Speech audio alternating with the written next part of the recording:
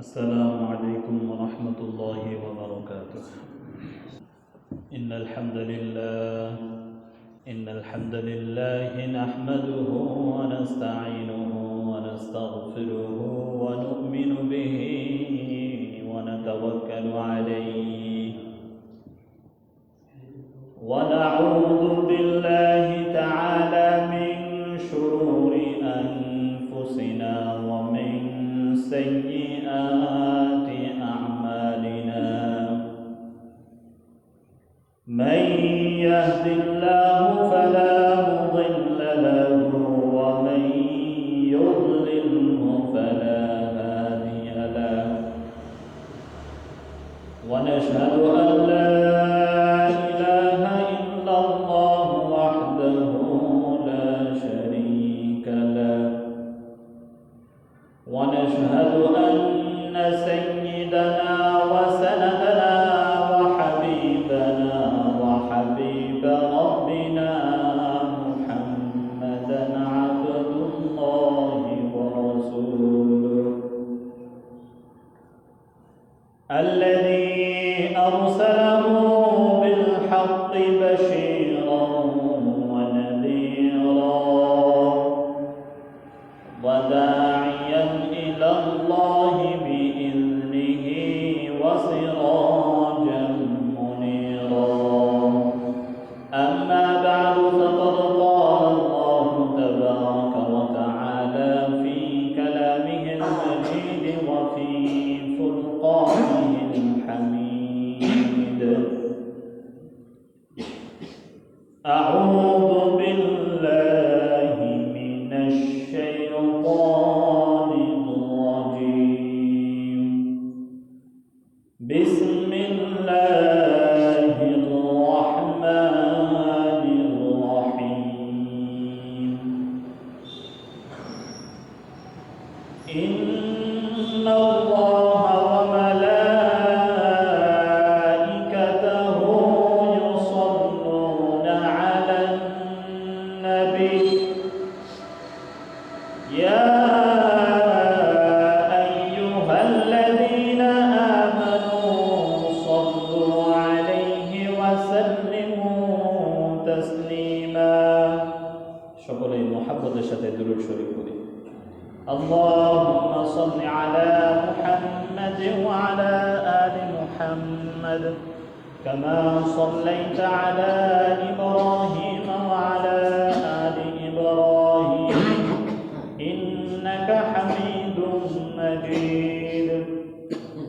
اللهم بارك على محمد وعلى آل محمد كما باركت على إبراهيم وعلى آل إبراهيم إنك حميد مجيد. আলহামদুলিল্লাহ, মহান আল্লাহ পাকের দরবারে অসংখ্য অগণিত শুকরিয়া যে আল্লাহ সুবহানাহু ওয়া তাআলা আমাদেরকে পরিপূর্ণ সুস্থ রেখে সুন্দর পরিবেশ দান করে আজকে জুমার দিনে মসজিদে আসার, বসার, কোরআন ও হাদিস থেকে কিছু আলোচনা করার ও শোনার তৌফিক দান করেছেন। এজন্য অন্তর থেকে একবার শুকরিয়া দান বলি আলহামদুলিল্লাহ।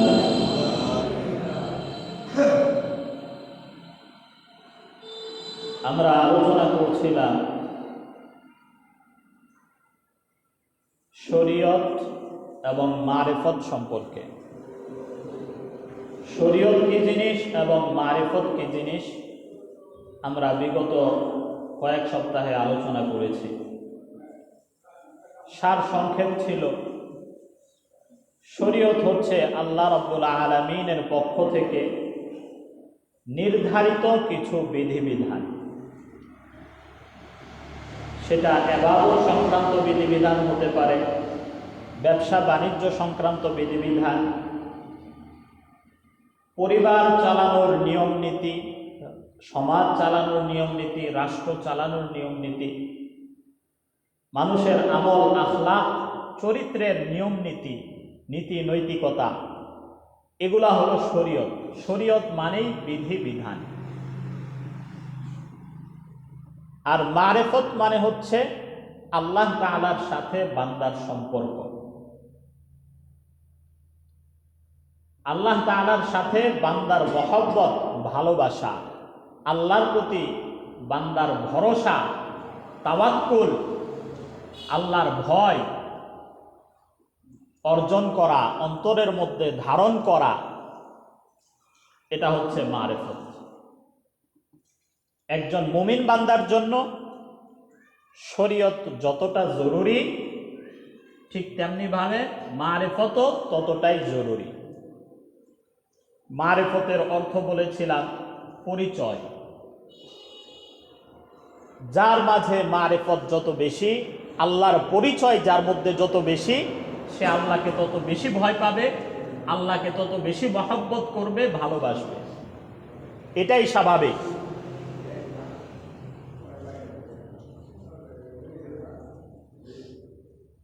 বর্তমানে একটা শ্রেণী আছে যারা শরীয়তকে মারিফত থেকে আলাদা করে ফেলেছে, শরীয়তকে মারিফত থেকে আলাদা করে ফেলেছে, যে আমরা শরীয়ত মানি না, আমরা মারিফত মানি। অথচ দুইটা সম্পূর্ণ ভিন্ন জিনিস, একটা আরেকটার জন্য একদম অঙ্গাঅঙ্গিভাবে জড়িত। একটাকে আরেকটার সাথে আলাদা করার কোনো সুযোগ কোথাও নাই, ইসলামের মধ্যে নাই। তবে ইসলামের মধ্যে শরীয়ত আছে, মারিফতও আছে। একটাকে বাদ দিয়ে আরেকটা করতে হবে, এ ধরনের কোনো সুযোগ ইসলামের মধ্যে কোরআন হাদিসের কোথাও রাখা হয় নাই।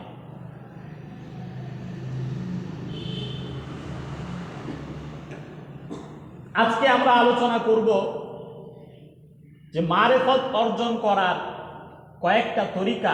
গত সপ্তাহে বলেছিলাম প্রসিদ্ধ 4টা তরিকা আছে। এক একটা তরিকা এক এক ধরনের আমল করে থাকে মারিফত অর্জনের জন্য। যেমন একটা তরিকার কথা বলেছিলাম, নকশবন্দিয়া তরিকা। তারা জিক্রে খফি, কলবের মধ্যে জিকির জারি করে দেয়। কলবের মধ্যে আপনার জিকির হইতে থাকবে। আপনি দুনিয়াবি যা কিছুই করেন, খাওয়া দাওয়া করেন, ঘুমান, ওযু ইস্তেঞ্জা করেন, ব্যবসা বাণিজ্য কাজকর্ম যা কিছুই করেন, আপনার কলবের মধ্যে জিকির চলতে থাকবে। এই জিকির চলতে চলতে চলতে চলতে কলবের মধ্যে আল্লাহ তাআলার নূর আসবে, আল্লাহর পক্ষ থেকে নূর আসবে। সেই নূরের মাধ্যমে আপনি যখন ইবাদত করবেন, ওই যে হাদিসের কথা বলেছিলাম, যে হাদিসের মধ্যে আল্লাহ রাসূল বলেছেন, তুমি এমনভাবে ইবাদত করো যেন আল্লাহকে দেখছো। এমনভাবে তুমি ইবাদত করো যেন আল্লাহকে দেখছো। আল্লাহকে দেখতে হলে আলো লাগবে, নূর লাগবে। এই নূর ছাড়া আল্লাহকে দেখা যাবে না। এই জিকির করতে করতে আপনার সেই নূর আসবে, ইবাদতের মধ্যে সেই নূরের মাধ্যমে আপনি আল্লাহ তাআলাকে দেখতে পাবেন। এটা হচ্ছে মারিফতের চূড়ান্ত কথা। কোন বান্দা যদি আল্লাহ তাআলাকে দেখতে পারে, তাহলে সেই বান্দা দুনিয়ার প্রতি তার কোনো লোভ লালসা আর থাকবে না, তার মাঝে কোনো অহংকার থাকবে না, তার মাঝে মানুষের প্রতি হিংসা বিদ্বেষ, দুনিয়ার মোহ তার মধ্যে থাকবে না। কারণ আল্লাহ রাব্বুল আলামিন এত মহান, আল্লাহ রাব্বুল আলামিনের সৌন্দর্য এত বেশি, আল্লাহর মহব্বত এত মজা, তার সামনে এই দুনিয়ার ভোগবিলাস একদম তুচ্ছ নগণ্য। অনেক অলিয়া উলিয়াদের কথা আমরা শুনি না, যে তারা দুনিয়া ছেড়ে দিয়ে বন জঙ্গলে চলে গেছে, দুনিয়া ছেড়ে দিয়ে বন জঙ্গলে চলে গেছে। কেন? কারণ তারা আল্লাহ তাআলার মারিফত এমনভাবে হাসিল করেছে যে দুনিয়ার এই সমস্ত খেলতামাশা আর ভাল লাগছে না। আল্লাহর মহব্বতে ডুবে থাকাই তার জন্য শান্তি।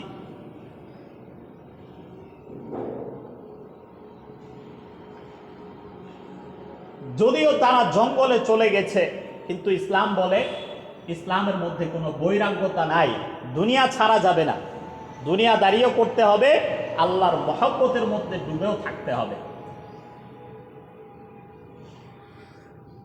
তো এই মারিফত আমরা আজকে সমাজের মধ্যে এই মারিফত নিয়ে অনেক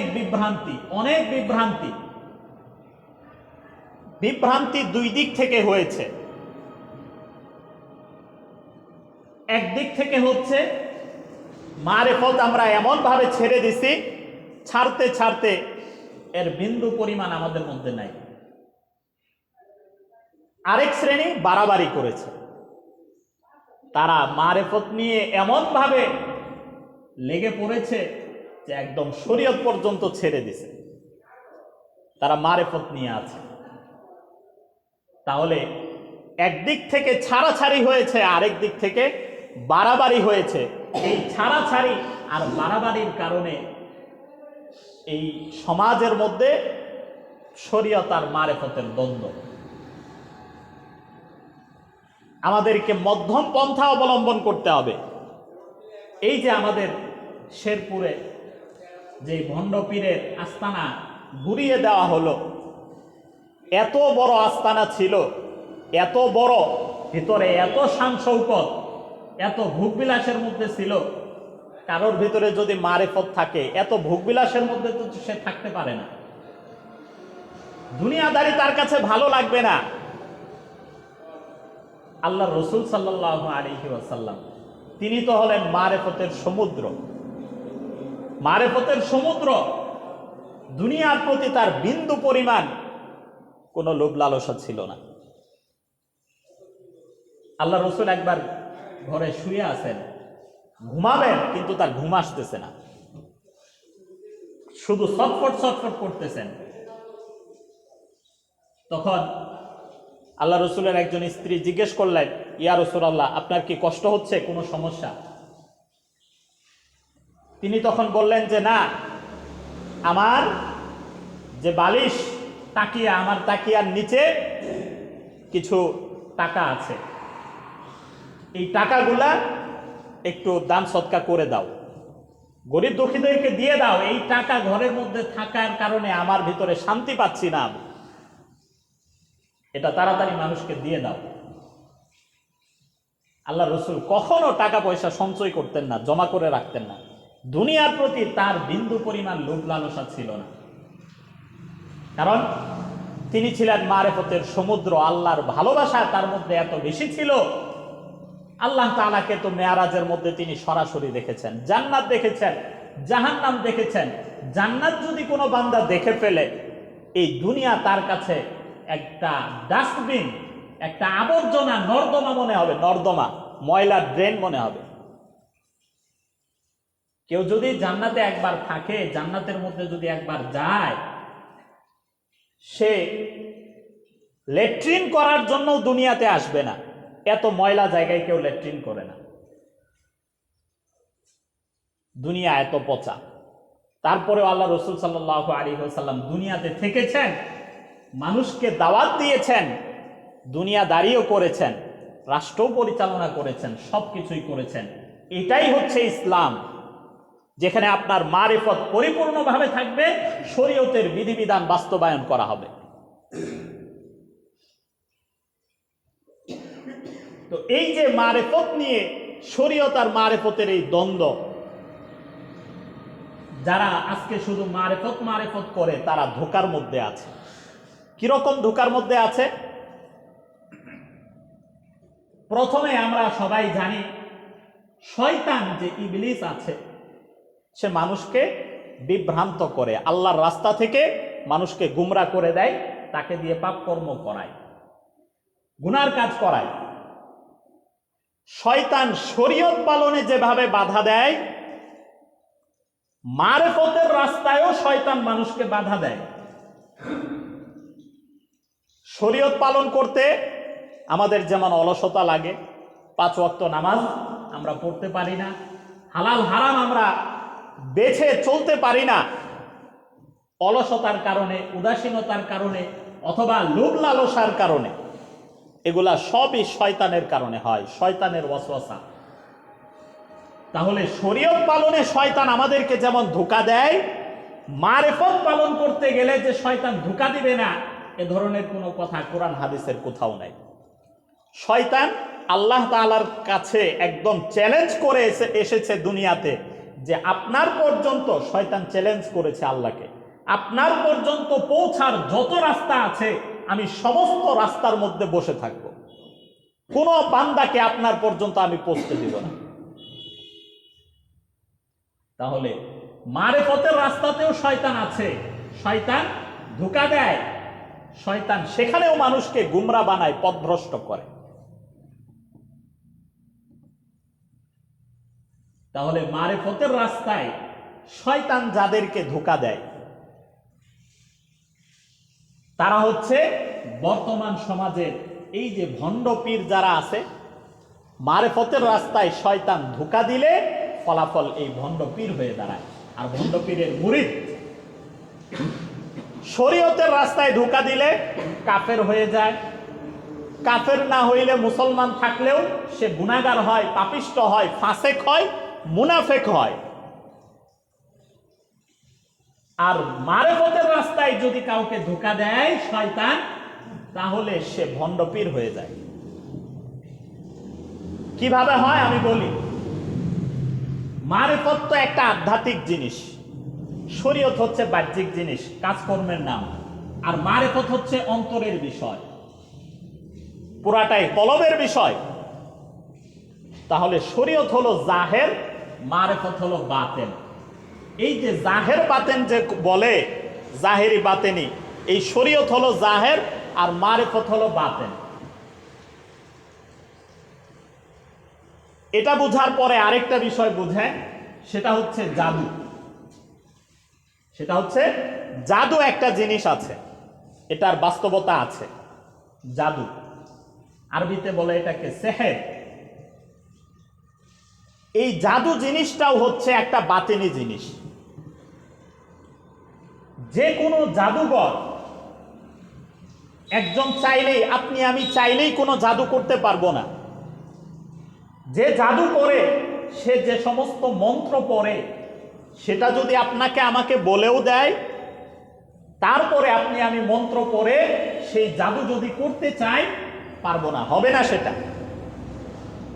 সেই জাদু বাস্তবায়ন হবে না। কেন হবে না? কারণ জাদু করার জন্য, জাদুবিদ্যা শেখার জন্য সাধনা করতে হয়। যারা জাদু করে সমাজের মধ্যে জাদুঘর আছে, প্রত্যেকের খবর নিয়ে দেখবেন, খোঁজ নিয়ে দেখবেন, সে জীবনের একটা সময় এই জাদু শেখার জন্য সাধনা করেছে। সাধনা করেছে। কিসের সাধনা করতে হয়? এই জাদু শেখার জন্য শয়তানের সাধনা করতে হয়। জাদু করা তো সম্পূর্ণ হারাম। তাহলে এই জাদু শিখতে হলে, এই হারাম কাজ করতে হলে শয়তানের সাধনা করতে হয়। শয়তানের সাহায্য ছাড়া কোনোদিন জাদু হবে না। তাহলে জাদু অসম্ভব একটা জিনিসকে সম্ভব বানায় ফেলে। যেমন ধরেন একটা মাটির দলাকে আপনাকে দেখাবে এটা মিষ্টি হয়ে গেছে, এটাকে মিষ্টি বানিয়ে ফেলবে। বিভিন্ন জিনিস তারা পরিবর্তন করে ফেলে জাদুর মাধ্যমে। যেমন আমরা মুসা ফেরাউনের কথা জানি, মুসা আলাইহিস সালাম এবং ফেরাউনের কথা। ফেরাউন সমস্ত জাদুঘরকে জমা করেছিল, একজন বাঘ, ভাল্লুক, সাপ, হিংস্র জানোয়ার তারা বানাইছিল, আর মুসা আলাইহিস সালাম হাতের লাঠি ছেড়ে দিয়েছেন, সাপ হয়ে গেছে, সব খেয়ে ফেলছে। এই জাদুর বাস্তবতা আছে। এই জাদুর ইতিহাস কোত্থেকে শুরু হয়েছে? এটা শুরু হয়েছে হযরত সুলাইমান আলাইহিস সালামের জামানা থেকে। সুলাইমান আলাইহিস সালাম যখন নবী ছিলেন, তখন থেকে জাদু শুরু হয়েছে। এই জাদুটা কোত্থেকে আসলো তাহলে? এই জাদু এসেছে, জাদু এটাও আল্লাহ তাআলার পক্ষ থেকে এসেছে। জাদুটাও আল্লাহর পক্ষ থেকে এসেছে। এখন আমরা বলতে পারি হারাম জিনিস এটা আল্লাহর পক্ষ থেকে কেন আসলো? হারাম জিনিস কেন আল্লাহ পাঠাইলেন? আল্লাহ রাব্বুল আলামিন বান্দাকে সবকিছু দিয়েই পরীক্ষা করেন, হালাল দিয়েও পরীক্ষা করেন, হারাম দিয়েও পরীক্ষা করেন। কোরআনে কারীমের মধ্যে সূরা বাকারার মধ্যে এই ঘটনা এসেছে। এ কারণে অনেকেই জাদুকররা, অনেক কাফেররা তারা বলে যে এই সুলাইমান আলাইহিস সালাম যে সারা দুনিয়া শাসন করেছেন সেটা জাদুর ভিত্তিতে করেছেন। কোরআনের মধ্যে আছে তিনি জিনদেরকে পরিচালনা করতেন। সুলাইমান আলাইহিস সালাম জাদুর মাধ্যমে করতেন। এ ধরনের কথা অনেক কাফেররা, জাদুকররা বলে। আল্লাহ তাআলা কোরআনের মধ্যে স্পষ্ট সাফ বলে দিয়েছেন সুলাইমান আলাইহিস সালামের রাজত্ব কোনো জাদুর উপরে প্রতিষ্ঠিত ছিল না, এটা আল্লাহ প্রদত্ত ছিল। তো যাই হোক, ওই জামানাতে সুলাইমান আলাইহিস সালামের এত অলৌকিক ক্ষমতা, তিনি সমগ্র দুনিয়ার বাদশা ছিলেন। তিনি পাকপাখালির ভাষা বুঝতেন, সমস্ত প্রাণীকুলের ভাষা বুঝতেন, জিনদেরকে তিনি পরিচালনা করতেন, বাতাসকে যেদিকে বলতেন সেদিকে যাইত। সমস্ত সাধারণ মানুষদের সামনে এ ধরনের অলৌকিক ঘটনা যখন তার সামনে আসলো, তখন শয়তান মানুষদেরকে ধোঁকা দেওয়া শুরু করলো। শয়তান মানুষদেরকে ধোঁকা দেওয়া শুরু করলো যে সুলাইমানের এই সমস্ত কাজ সে জাদুর মাধ্যমে করে। এটা আল্লাহ রাব্বুল আলামিন সুলাইমান আলাইহিস সালামের যে মুআজিজা, তার যে অলৌকিক ক্ষমতা, এটা আর জাদুর মধ্যেও যে একটা অসম্ভব কাজকে সম্ভব করে ফেলে, অলৌকিক একটা কাজ করে, এই দুইটার পার্থক্য বোঝানোর জন্য দুইজন ফেরেশতা নাজিল করলেন। একজন ফেরেশতার নাম হারুত, আরেকজন ফেরেশতার নাম ছিল মারুত। এই দুইজন ফেরেশতাকে আল্লাহ তাআলা জাদুবিদ্যা দিয়ে দুনিয়াতে পাঠাইছেন। তারা কি করতেন? তারা মানুষদেরকে জাদু শিখাইতেন, মানুষদেরকে জাদু শিখাইতেন এবং বলে দিতেন এই যে জাদুবিদ্যা তোমাদেরকে শিখাচ্ছি এটা কিন্তু একটা পরীক্ষা। তোমরা এই জাদুবিদ্যা শিখবা। কি কারণে শিখবা? যে এই জাদুবিদ্যার বাস্তবতা কি, আর সুলাইমান আলাইহিস সালাম তিনি যে নবী, তার অলৌকিক ক্ষমতার বাস্তবতা কি, এটা যেন তোমরা স্পষ্ট হয় তোমাদের কাছে। এই জাদুবিদ্যা শিখে তোমরা কোনো অন্যায় কাজ করতে যেও না। ফেরেশতারা বলে দিতেন, ভালোভাবে বলে দিতেন, তারপরে তাদেরকে জাদুবিদ্যা শিখাইতেন যে দেখো এই হচ্ছে জাদুবিদ্যা, আর ওই হচ্ছে সুলাইমান আলাইহিস সালামের রাজত্ব। দুটোটার বাস্তবতা তোমাদের সামনে স্পষ্ট, দুটোটা ভিন্ন বিষয়। তা আল্লাহ তাআলা জাদুবিদ্যা নাজিল করেছেন, মানুষকে দুইজন ফেরেশতার মাধ্যমে শিখিয়েছেন, তারা যেন এই নবী সুলাইমান আলাইহিস সালামের যে অলৌকিক ক্ষমতা, এটার বাস্তবতা বুঝতে পারে, তাদের ঈমান যেন আরো মজবুত হয়। এরপরে আল্লাহ তাআলা বলছেন এই যারা জাদুবিদ্যা শিখলো, এদের মধ্যে থেকে কিছু মানুষ এই জাদুবিদ্যা নিয়ে গবেষণা করতে করতে এমন পর্যায়ে নিয়ে গেল, এই জাদুর মাধ্যমে তারা মানুষকে কষ্ট দেয়, এই জাদুর মাধ্যমে তারা স্বামী স্ত্রীর মাঝে বিচ্ছেদ করে দেয়, জাদুর মাধ্যমে মানুষকে বশ করে ফেলে, এই জাদুর মাধ্যমে মানুষকে হত্যা করে, কালো জাদু করে। তারা এই জাদুবিদ্যা নিয়ে আরো চর্চা করা শুরু করলো। শয়তান তাদেরকে সহায়তা করেছে। সেখান থেকে এই যে জাদুবিদ্যার চর্চা শুরু হয়। এই জাদুবিদ্যা তখন থেকে যে শুরু হয়েছে বর্তমানেও আছে।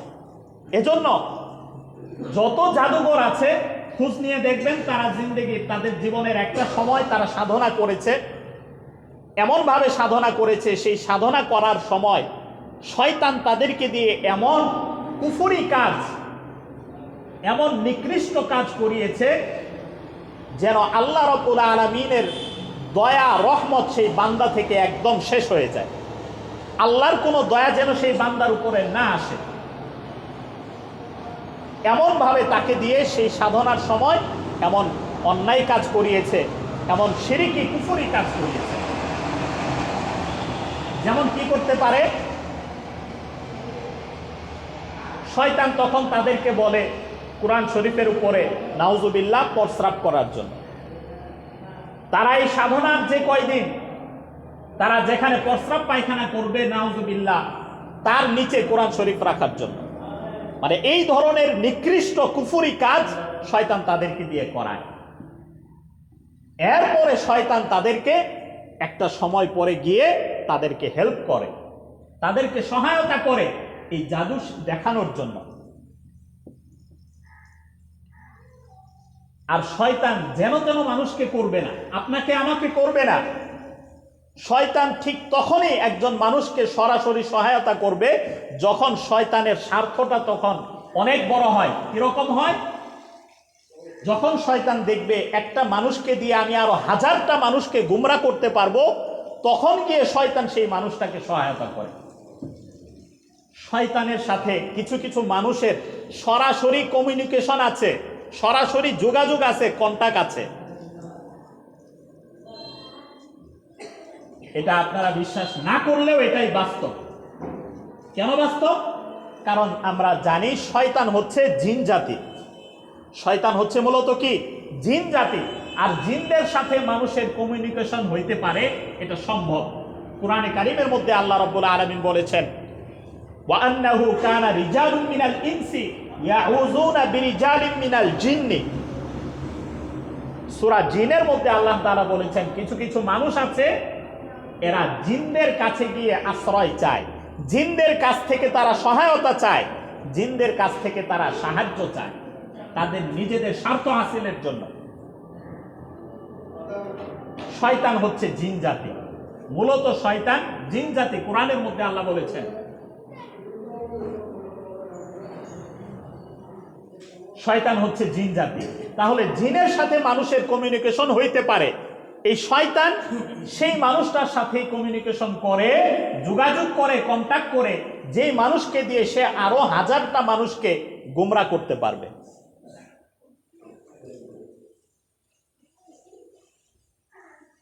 এখন তাহলে এই বিষয়টা যখন আমরা বুঝলাম, মারিফতের বিষয়ে যে শয়তান মানুষকে ধোঁকা দেয়, ওয়াসওয়াসা দেয়, মানুষকে গুমরা করে, এটাও যখন স্পষ্ট হইল, এখন বুঝেন আমাদের দেশে যত ভণ্ডপীর আছে প্রত্যেকটা ভণ্ডপীর এক একটা জাদুঘর, এক একটা জাদুঘর। শুনলে অবাক হবেন, এদের প্রত্যেকের সাথে শয়তানের কমিউনিকেশন আছে, শয়তানের যোগাযোগ আছে। শয়তান এদেরকে সরাসরি সহায়তা করে, কারণ শয়তানের স্বার্থ এর মাধ্যমে অনেক বেশি হাসিল হয়। একটা ভণ্ডপীর দ্বারা শয়তান আরো হাজারটা মানুষকে গুমরা বানাইতে পারে, যেটা শয়তান একার পক্ষে সম্ভব ছিল না। এই মারিফতের লাইনে শয়তান যাদেরকে ধোঁকা দেয়, শয়তান যাদেরকে পথভ্রষ্ট করে, এরা সব গিয়ে ভণ্ডপীর হয়ে যায়, সবগুলো গিয়ে ভণ্ডপীর হয়ে যায়। এই যে মারিফতের কথা বলে শয়তান মানুষকে যে নেক সুরতে ধোঁকা দেয়, তার মধ্যে এটা একটা, যে তোমার মারিফত হাসিল হয়ে গেলে শরীয়তের আর কোনো দরকার নেই। কিভাবে ধোঁকা দেয়? মারিফতের কথা তো বললাম যে কলবের মধ্যে জিকির জারি হবে, সেখানে নূর আসবে। শয়তানকে আল্লাহ রাব্বুল আলামিন এমন ক্ষমতা দিয়েছেন, শয়তান মানুষের প্রত্যেকটা রগ ও রেশায়, প্রত্যেকটা শিরা উপশিরায় শয়তান চলতে পারে, প্রত্যেকটা পশমের গোড়ায় গোড়ায় শয়তান চলতে পারে।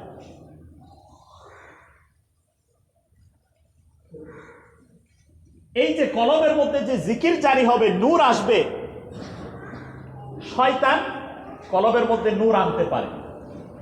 শয়তান কলবের মধ্যে এমন পরিস্থিতি তৈরি করতে পারে যে আপনার কাছে মনে হয় জিকির চলতেছে, মনে হয় জিকির চলছে। শয়তান এটা করতে পারে। এমনকি শয়তান মানুষকে স্বপ্ন দেখাইতে পারে।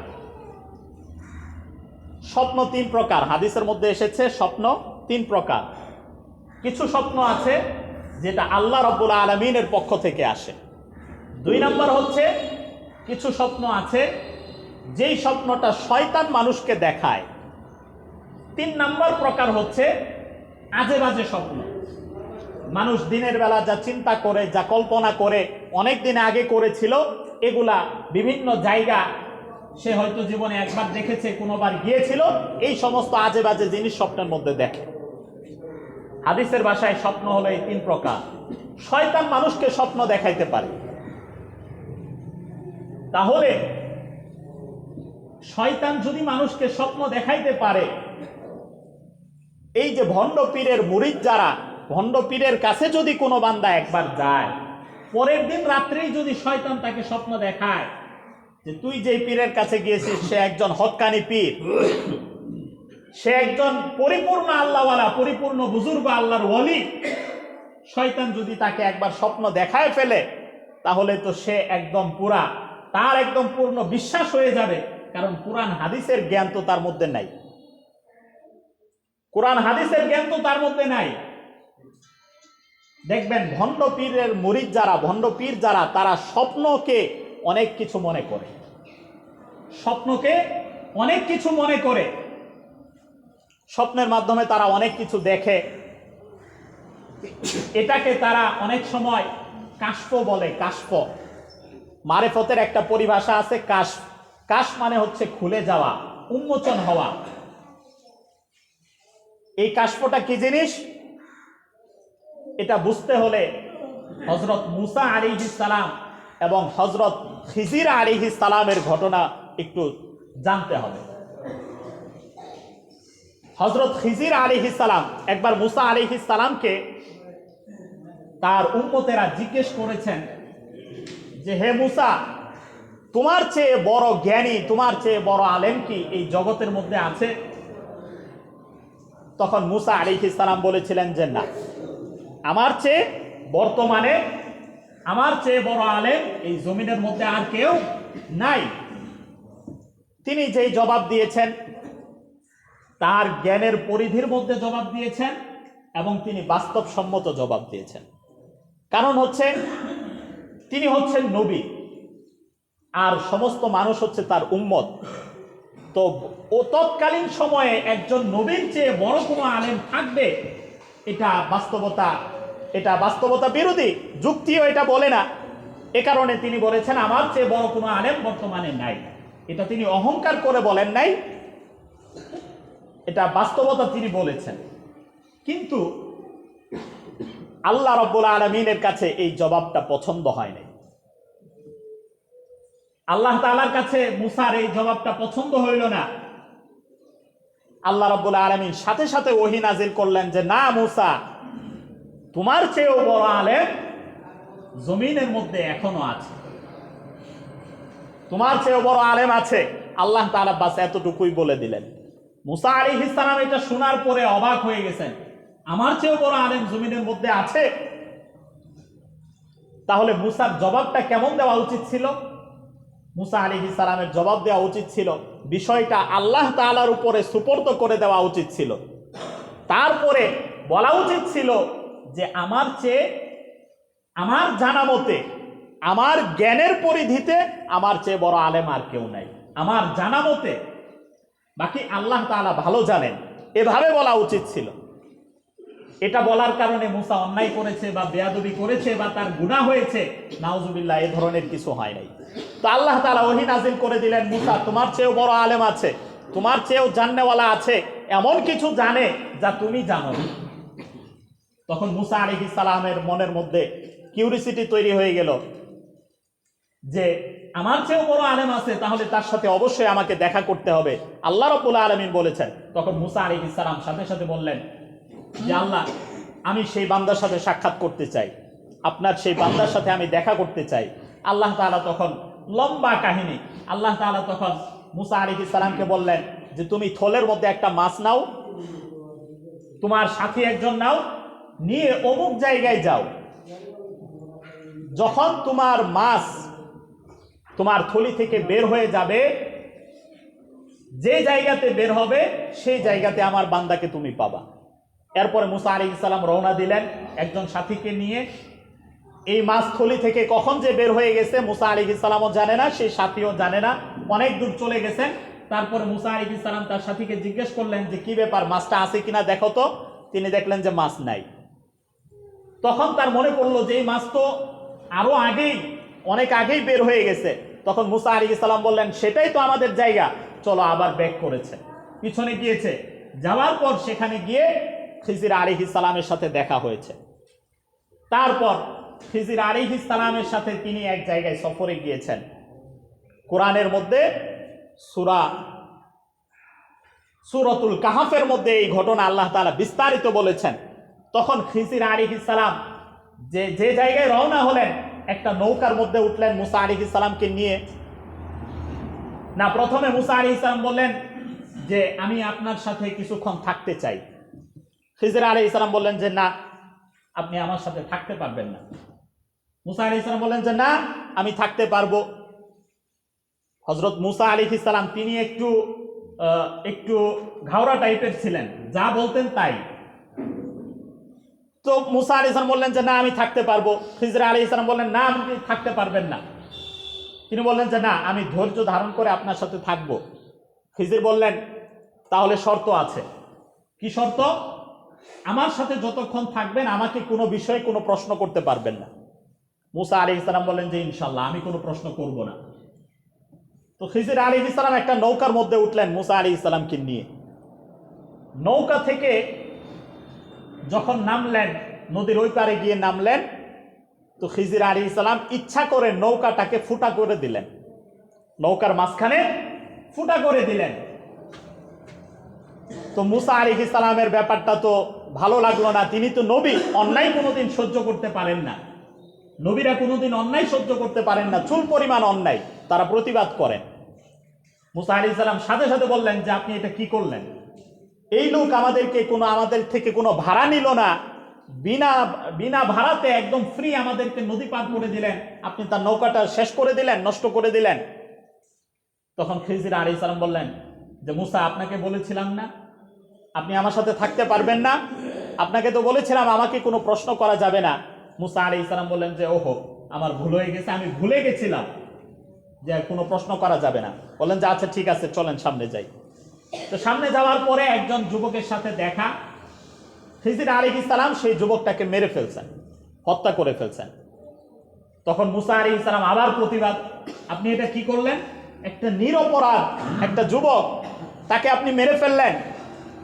তখন খিজির আলাইহিস সালাম বললেন যে আমি বলছিলাম না আমাকে কোনো প্রশ্ন করা যাবে না। তখন মুসা আলাইহিস সালাম বললেন যে এবারই শেষ, আর কোনো প্রশ্ন করব না, চলেন সামনে যাই।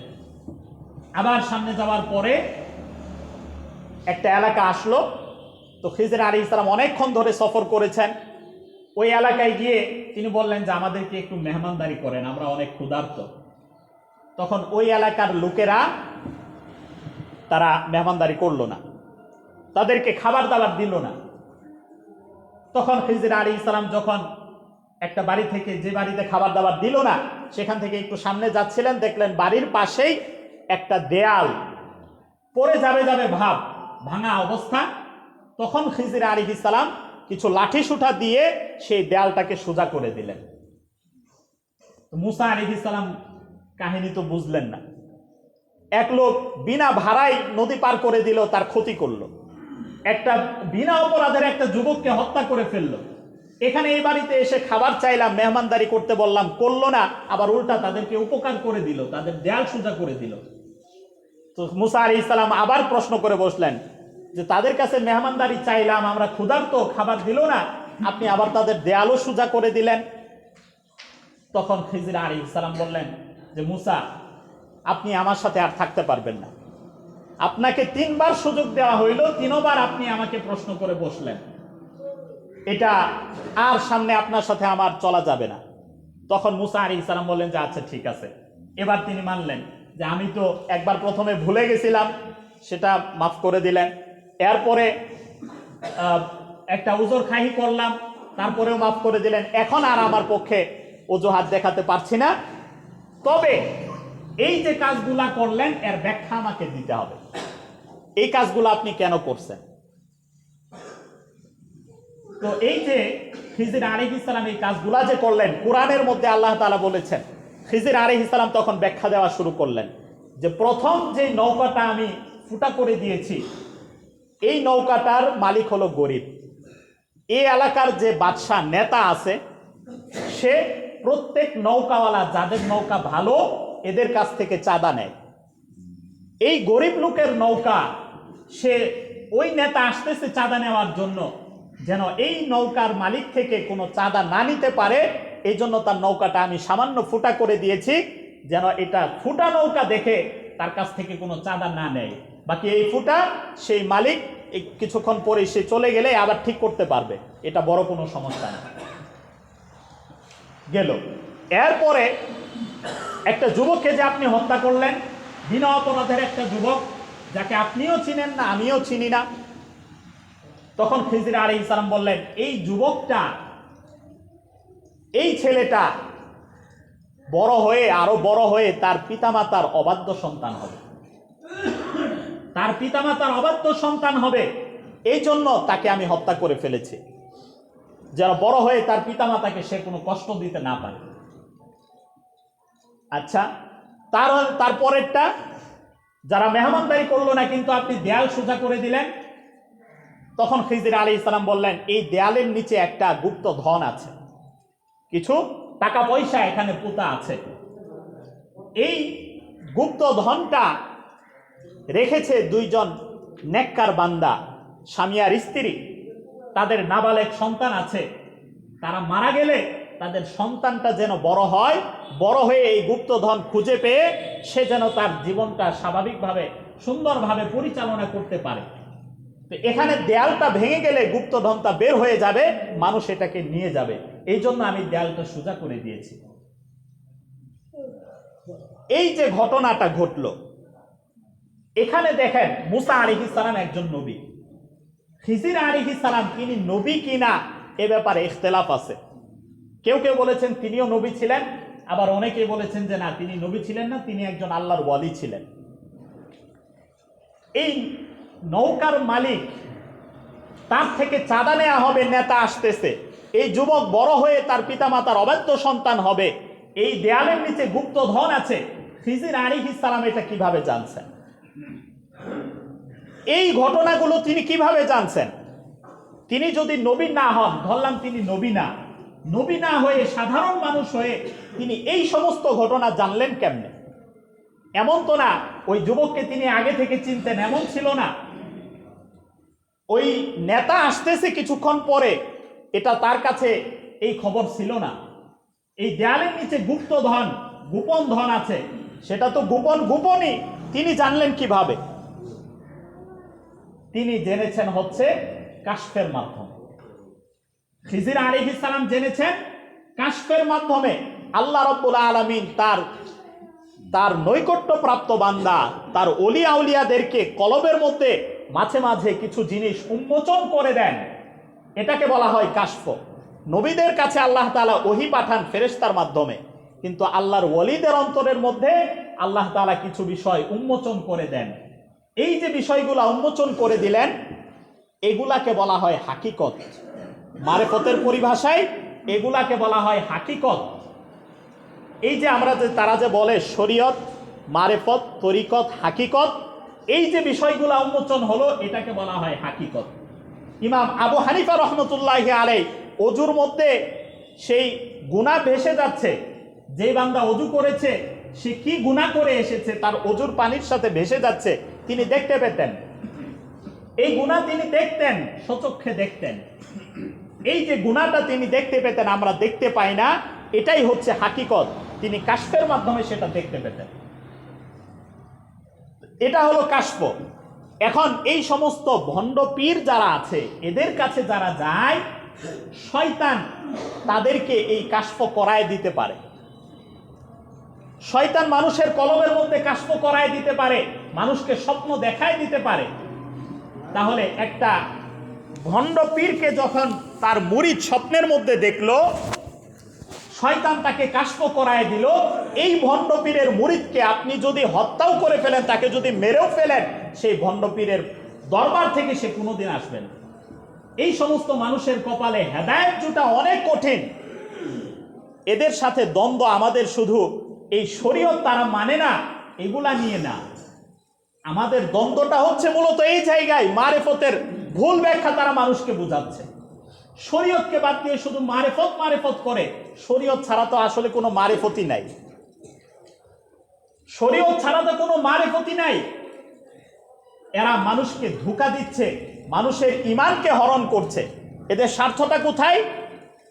এদের স্বার্থটা সেই জায়গাতে, যদি এই দুজাপীরের আস্তানায় যদি যাইতেন তাহলে দেখতে পারতেন তাদের স্বার্থটা কোন জায়গায়। দুজাপীর যেই ঘরে থাকে, এত আলিশান ঘর, এত ভোগ বিলাস তার প্রাসাদের মধ্যে, দেখলে অবাক হয়ে যাবেন, অবাক হয়ে যাবেন। আল্লাহওয়ালা বুজুর্গ যারা, তারা এত ভোগ বিলাসিতার মধ্যে থাকে না, দুনিয়ার মোহমায়া তাদের মধ্যে থাকে না। এদের মধ্যে দুনিয়ার মাখলুকের কোনো ভয় থাকে না। যদি সে হক্কানি হইতো, হকের উপরে থাকতো, তাহলে এই এত বড় একটা অকারেন্স করে, মানুষ খুন করে, এখান থেকে লেজ গুটিয়ে পালাইতো না। কিছুদিন আগে একটা ঘটনা দেখছেন, বাংলাদেশের একটা কুখ্যাত বক্তা আছে। কুখ্যাত কেন বললাম? গিয়াসউদ্দিন তাহেরি একটা আছে, তার বিরুদ্ধে মামলা হয়েছে। তাকে পুলিশ ধরতে গেছে, ঘরের পিছন দরজা দিয়ে পালাইছে। হক্কানি যারা হকের উপরে থাকে, এরা কোনোদিন মাখলুক দেখে ভয় পায় না। সে পুলিশ হোক, যত বড় নেতাই হোক, যত বড় ক্ষমতাবানই হোক, তারা কোনোদিন এই সমস্ত মাখলুক দেখে ভয় পায় না। পুলিশ দেখে তারা কোনোদিন পিছন দরজা দিয়ে পালায় না।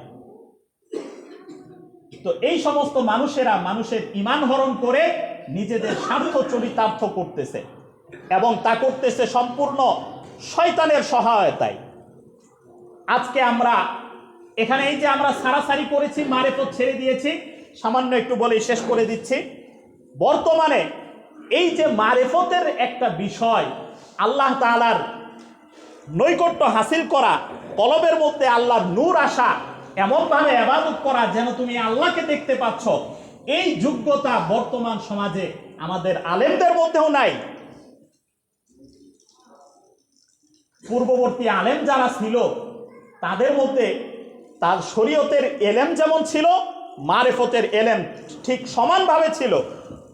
কিন্তু পরবর্তীতে আস্তে আস্তে শরীয়ত নিয়ে যখন হুজুররা ব্যস্ত হয়ে পড়েছে, মারিফত যখন একদম ছেড়ে দিছে, তখন ভণ্ড পীররা তাদের ভণ্ডামির একদম পুরা সমাজের মধ্যে ছড়ায় দিছে। মাজারকে কেন্দ্র করে, কোনো অলি আউলিয়ার কবরকে কেন্দ্র করে তারা তাদের এই সমস্ত ভণ্ডামি প্রচার করে যাচ্ছে। আজকে অত্যন্ত আফসোসের সাথে বলতে হয়, দেশের মধ্যে, পুরা বাংলাদেশের মধ্যে হয়তোবা হাতে গোনা কয়েকজন আলেম পাওয়া যাবে যার মধ্যে পরিপূর্ণ শরীয়ত আছে, সাথে সাথে মারেফতের যোগ্যতাও আছে। আজকে আমাদের মুসলমানদের অধপতন, বিশেষ করে আলেমদের অধপতন, এই সমস্ত কারণে হয়।